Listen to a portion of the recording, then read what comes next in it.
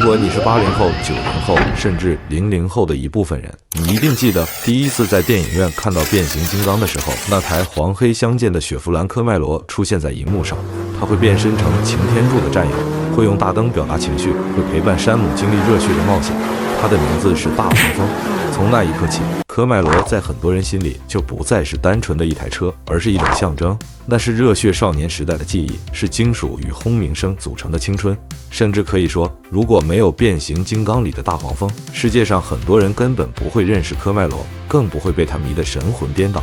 可是如今，通用汽车宣布，科迈罗将以电动 SUV 的身份重生，听起来是不是有点不可思议？那个让我们心跳加速的大黄蜂，可能很快会变成一台安静的电动车，造型也从低趴肌肉跑车变成高高的跨界 SUV。这个消息一出，简直就像往车迷心口捅了一刀，社交媒体上骂声一片。有人说这是对经典的侮辱，也有人觉得这是不得不走的路。于是，科迈罗变 SUV 是创新还是背叛，就成了一个热门争议话题。科迈罗的灵魂到底是什么？如果你去问美国老一代车迷，他们会告诉你，科迈罗的灵魂在于大排量自然吸气发动机和直线加速的快感。60年代的第一代科迈罗出场，就是为了和福特野马拼个你死我活。那个年代的美式肌肉车没那么多弯弯绕绕，管你过弯性能好不好，反正我要的是直线上的暴力快感。车便宜，马力大，看起来凶，就是爽。后来到了上世纪80、90年代，科迈罗一度低迷，但它依然保持了那个平民跑车的身份。你不需要太多预算就能买到一台能飙能吼的车，这本身就是科迈罗的价值。到了最近几年，第6代科迈罗更是凭借犀利的外形和强劲的动力，再一次成为车迷心头好。虽然销量不算惊人，但它在情怀和文化里的地位依然稳固。那么问题来了，如果有一天它摇身一变成了一台纯电 SUV， 还能叫科迈罗吗？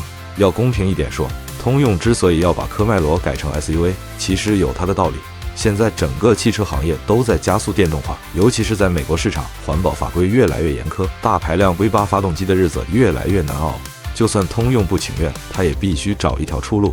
再看看市场数据 ，SUV 是全球销量最大的车种，轿车和跑车的份额不断萎缩。尤其在美国，人们买车越来越务实，要么就是 SUV， 要么就是皮卡。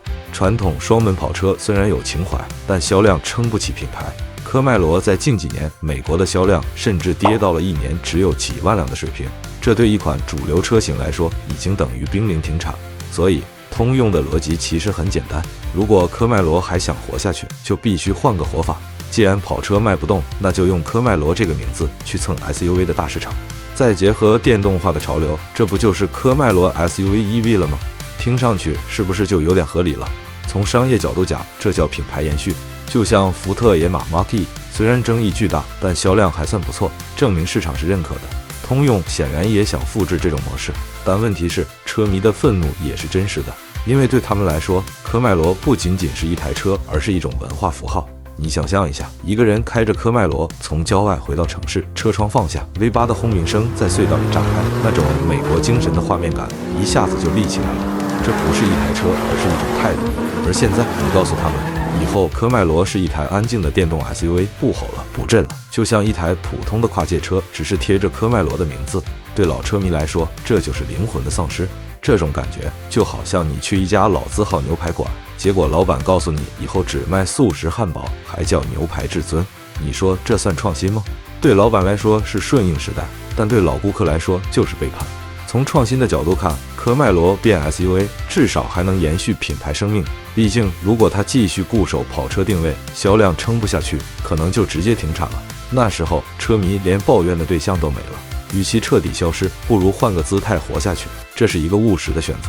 但从背叛的角度看，它确实违背了科迈罗的核心价值。因为科迈罗之所以特别，就是因为它和野马一样，代表着美式跑车文化。现在你让它去做 SUV， 就等于把它和所有电动跨界车放在一个赛道上竞争，它失去了独特性。所以说，创新是对市场的负责，背叛是对车迷的伤害。当年福特宣布要推出一台电动 SUV， 还要叫野马，车迷们也同样骂声震天。但几年过去 ，Mach-E 卖的并不差，尤其在北美和欧洲市场，它甚至成了福特电动化的支柱车型。虽然依然有人说它不是真正的野马，但至少它证明了这条路能走通。那么科迈罗 SUV 会不会也复制这种结果呢？完全有可能。毕竟对年轻一代消费者来说，他们未必有 V8 情怀，他们只要一台好开的电动 SUV， 再加上科迈罗这个酷炫的名字就够了。但这也说明，未来的科迈罗可能不再是为老一代车迷准备的，而是为新一代消费者量身定做的。如果站在未来5到10年的角度看，科迈罗 SUV 的出现其实是一个行业缩影，它反映出一个趋势：经典跑车正在被市场同化。保时捷卡宴当年被骂背叛跑车精神，但现在证明是保时捷的救命稻草。法拉利也造了 SUV Puro 3，虽然它依然坚持性能，但 SUV 化是不可逆的。兰博基尼的 Urus 更是卖疯了，让超跑品牌赚得盆满钵满。所以，科迈罗 SUV 并不是孤立，而是整个行业在大势所趋下的选择。只是车迷们要接受的现实是，以后你心中的经典跑车越来越少，而更多经典车名会被贴在 SUV 或电动车身上。那么，科迈罗变 SUV， 最后的结论到底是创新还是背叛？对车企来说，这是创新；对车迷来说，这是背叛。就像一枚硬币的两面，怎么转都分不开。唯一能确定的是，科迈罗作为纯粹跑车的时代，可能真的要结束了。接下来的科迈罗只会是 SUV 形态的电动车。你要说它不是真正的科迈罗吧？没错。你要说它是品牌的新生，也对。如果有一天你走进展厅，眼前停着一台纯电 SUV， 前脸挂着熟悉的科迈罗标志，你会怎么想？是觉得至少名字还在，还是摇头离开，觉得这不是我爱的科迈罗？欢迎在评论区留下你的答案。